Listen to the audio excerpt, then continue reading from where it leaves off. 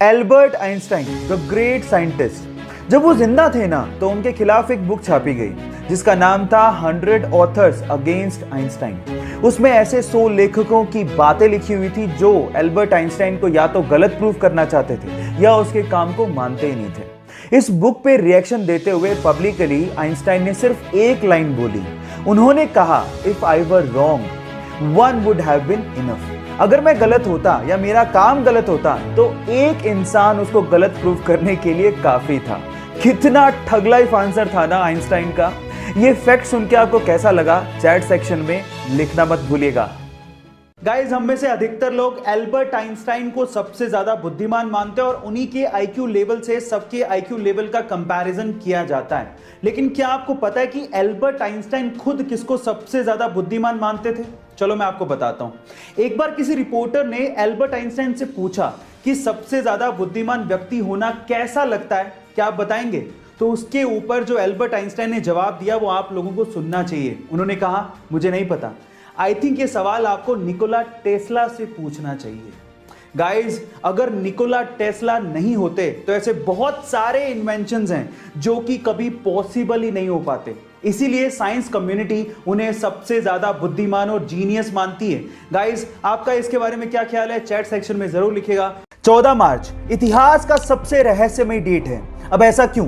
क्योंकि इसी दिन एक महान वैज्ञानिक अल्बर्ट आइंस्टाइन का जन्म हुआ था और इसी दिन एक महान वैज्ञानिक स्टीफन हॉकिंग्स की मृत्यु हुई थी। अब आप लोग कहेंगे कि इसमें क्या खास बात है? खास बात है क्योंकि 14 मार्च को ही 1:59 पे हम लोग पाई डे बनाते हैं। अब पाई क्या है? पाई एक रहस्यमयी गणित का नंबर है जिसके बिना स्पेस और साइंस की बहुत सारी डिस्कवरीज अधूरी हैं। अब आप नंबर पे गौर करिएगा। मार्च तीसरा महीना, उसके बाद डेट है 14 और टाइम है 1:59 यानी कि 3.14159। आपने पाई का वैल्यू दशमलव के बाद 5 स्थानों तक याद कर लिया। इससे रहस्यमयी और मोटिवेटिंग चीज क्या हो सकती है? एक बंदा ट्रेन से जा रहा था, अचानक से टीटी आया। उसने कहा कि सर टिकट दिखाइए। तो बंदा टिकट ढूंढने लगा अपनी जेब में, सूटकेस में, लेकिन मिला ही नहीं। तो टीटी ने कहा कि सर कोई बात नहीं, मैं आपको जानता हूं, आप टिकट लाए होंगे, आप रहने दीजिए। लेकिन उसके बावजूद भी उस बंदे ने टिकट ढूंढना नहीं छोड़ा। फाइनली टीटी ने कहा कि सर आप टिकट क्यों ढूंढ रहे हैं, आपसे टिकट कोई नहीं मांगने वाला, डोंट वरी अबाउट दैट। फिर उस बंदे ने कहा कि वो बात तो ठीक है, लेकिन अगर मुझे टिकट नहीं मिला तो मैं जानूंगा कैसे कि मैं कहां जा रहा था। अब आप लोग सोच रहे होंगे कितना भुलक्कड़ आदमी है, टिकट खरीदने के बाद भूल गया कि उसे कहां जाना था। लेकिन let me tell you guys, मानव इतिहास में उस व्यक्ति का आईक्यू लेवल सबसे ज्यादा माना गया है। Yes, I am talking about Albert Einstein, जो अपनी theory of relativity and E = mc square जैसी इक्वेशंस के लिए विश्व विख्यात हैं। बात अजीब है लेकिन सच है।